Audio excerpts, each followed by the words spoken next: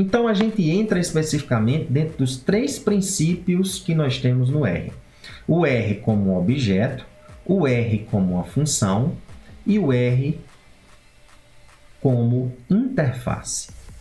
Então, perceba comigo nesses 3 princípios e aqui na arquitetura que nós mostramos na aula passada, nós percebemos que aqui nós temos a criação de uma função em que dentro dessa função nós temos argumentos de entrada para que haja um resultado, uma saída. Todo esse processo ele fica dentro da memória virtual ou ele pode ser chamado, esta função, pela biblioteca de pacotes. E uma coisa que se faz necessário, que é diferente, por exemplo, da linguagem Python, em que muitas vezes a gente chama um conjunto de funções que estão compactadas, a gente chama de biblioteca. Aqui em R nós chamaremos isso de pacotes. O diretório onde se guarda os pacotes é que nós chamamos em R de biblioteca. Que fique claro isso conceitualmente. Então, eu posso criar na minha memória virtual uma determinada função, ou eu posso chamá-la de alguma biblioteca, de algum pacote que está nessa biblioteca de pacotes. Lembrando que nesse processo, a própria função criada é um objeto em R. E aí, na aula específica sobre objetos, nós vamos entender que estrutura, que natureza sintática é essa dentro do R. Bem, então, nesse caso, o que é que vai acontecer? Aqui dentro nós vamos ter um conjunto de processos em que poderão ser criados outros objetos. Esses objetos podem ser dados ou não, de certa forma sim. Isso pode ser automaticamente exportado para o console ou automaticamente ser exportado para a memória de armazenamento. Eu posso guardar localmente essas informações. Se assim eu não achar necessário exportar para o console, ao passo que eu finalizar todo esse processo de construção de código ou de execução, eu não recuperarei aquilo que ficou no console. Caso eu queira recuperar, aí sim a gente armazena, nós vamos ver como é que a gente faz isso, na memória de armazenamento, que é justamente na máquina a qual você está trabalhando. Esses arquivos, então, no processo dessa função, eles podem conversar entre memória virtual e memória de armazenamento tranquilamente. Vamos ver o que é que nós temos aqui a mais. Então, veja o que é interessante. Aqui, suponha vocês que nós estamos no console, que é o local de execução das nossas linhas de comando.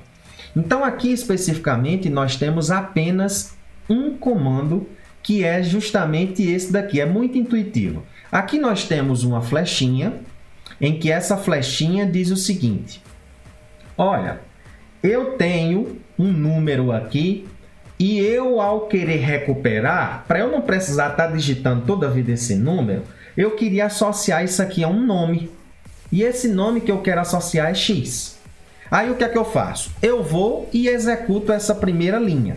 Não vamos nos preocupar inicialmente como é que isso é executado. Nós vamos ter aula específica para isso. Então, ao executar, significa dizer o seguinte: eu disse ao R, e o R armazenou isso em um local, de que esse nome X iria se associar com esse valor 10. Esse valor 10, automaticamente, ele entra para a memória virtual do computador e vai ter um ID dele, uma identificação. Só que nós não temos no R a recuperação, como, por exemplo, acontece na linguagem C, com os ponteiros, recuperar a referência de onde ficou esse valor armazenado na memória. Ao invés disso, nós associamos nomes para que esse nome o recupere esse valor. E aí o que é que a gente faz? Quando eu quero recuperar esse valor, eu vou na linha 2 e simplesmente pego o nome e uso uma linha de comando, uma execução, que é simplesmente apertar o botão Enter, e no console automaticamente ele me retorna o valor que está armazenado naquela referência, associado com aquele nome. Então veja, o que é que existe por trás de tudo isso? o nome é um objeto, o 10 é um objeto, e esse símbolo aqui, que é um operador, também é um objeto. Então, o princípio do objeto existe aqui nesse processo. Agora, veja como é interessante.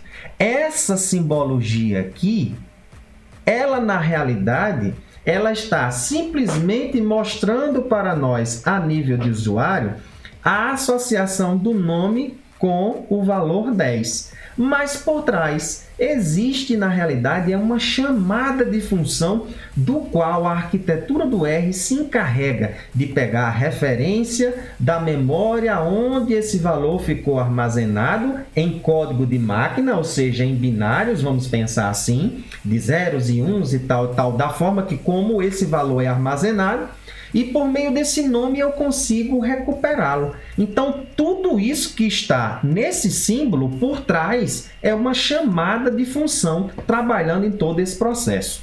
E por fim, o que é que vai ser mais mágico? Além de ser uma chamada de função, essa chamada de função ela tem uma interface que se comunica em baixo nível, porque esta função não está em código de linguagem em R. Ela, por exemplo, é o que a gente chama de função primitiva e provavelmente pode estar escrita em linguagem C ou em linguagem Fortran. Olha que mágico nessa linha de comando que nós temos os três princípios do R.